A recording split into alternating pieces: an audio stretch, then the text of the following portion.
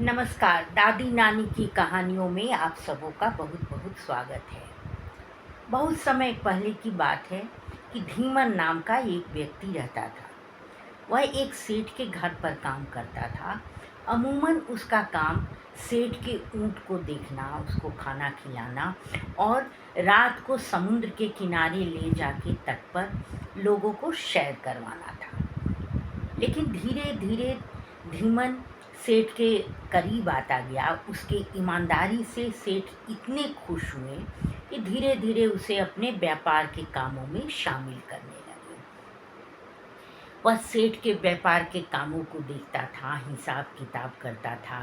किसी के यहाँ जाना है, किसी के यहाँ से हिसाब लाना है, या फिर सारे पैसे, सारे रुपये पैसे को बैंक में जमा कराने का काम, ये सारे काम धीमन के जिम्मे था।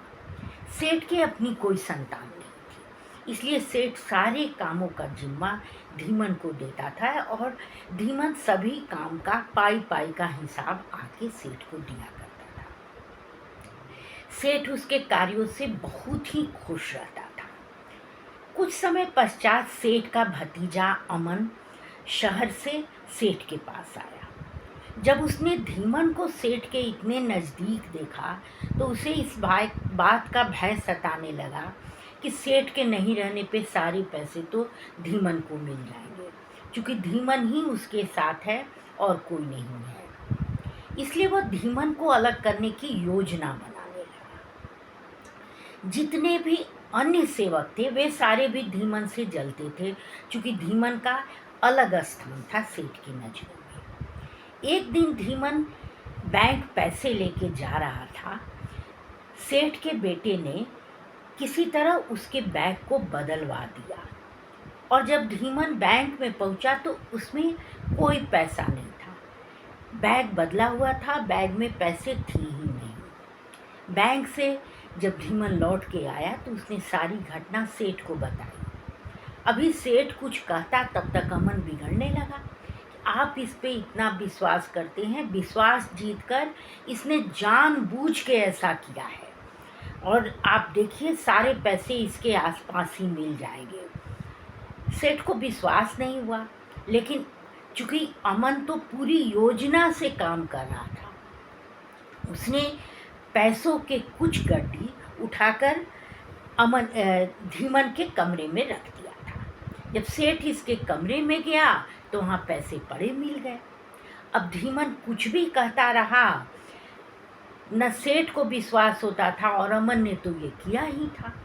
अमन ने कहा पुलिस को बुलाया जाए, लेकिन सेठ को लगा कि नहीं नहीं, इतने दिनों से ये काम करता है, चलो इसको हटा ही देते हैं। उन्होंने धीमन को हटा दिया नौकरी से। धीमन अपने घर लौट गया।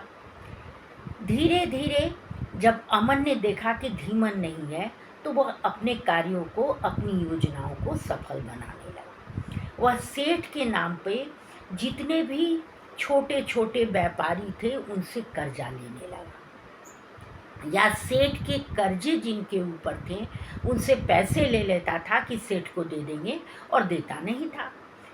जब सेठ को व्यवसाय में घाटा ही घाटा लगने लगा तो उनका ध्यान इस ओर गया।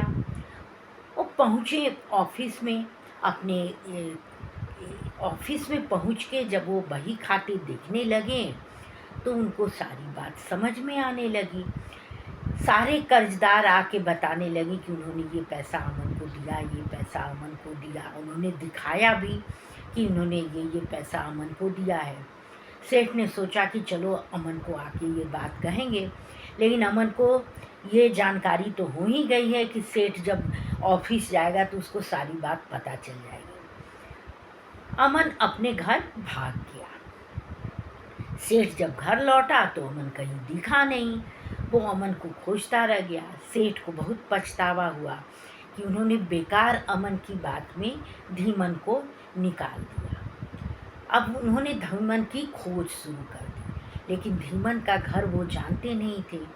धीरे धीरे पता लगाते लगाते एक दिन वो धीमन के घर पहुँचे। धीमन ने स्पष्ट ना कर दिया कि नहीं, जहाँ सम्मान नहीं है वहाँ नौकरी मैं कैसे कर सकता हूँ। सेठ ने बहुत मिन्नतें की और कहा कि आगे कुछ भी ऐसा नहीं होगा, ये उनकी गलती थी, उन्होंने अमन के बात पर ध्यान दिया।